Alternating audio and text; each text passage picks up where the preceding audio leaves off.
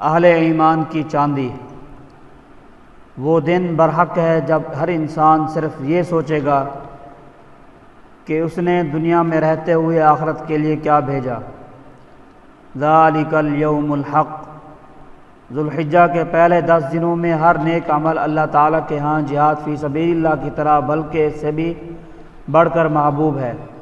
ہاں مگر وہ جہاد جس میں انسان اپنا سارا مال لگا دے اور اپنی جان دے دے، اس جہاد کے برابر کوئی عمل نہیں۔ حضور اقدس صلی اللہ علیہ وسلم نے جب اپنے صحابہ کرام رضی اللہ عنہم کو ان 10 دنوں میں نیکیوں کا مقام اور وزن بتایا تو وہ حیران رہ گئے۔ خوشی والی حیرت کہ اللہ تعالیٰ کتنے عظیم فضل والے ہیں۔ ذوالحجہ کا چاند نکلا اور اہل ایمان کی چاندنی ہو گئی۔ اب روزہ بھی قیمتی، صدقہ بھی وزنی، اور ذکر تلاوت ہر عمل زیادہ محبوب، زیادہ مقبول۔ اللہ تعالیٰ ہمارے اعمال کے محتاج نہیں ہیں، وہ غنی ہیں، غنی۔ واللہ الغنی وانتم الفقراء۔ اور ہم محتاج، فقیر۔ ان مبارک دنوں میں اعمال کی خوب محنت کریں۔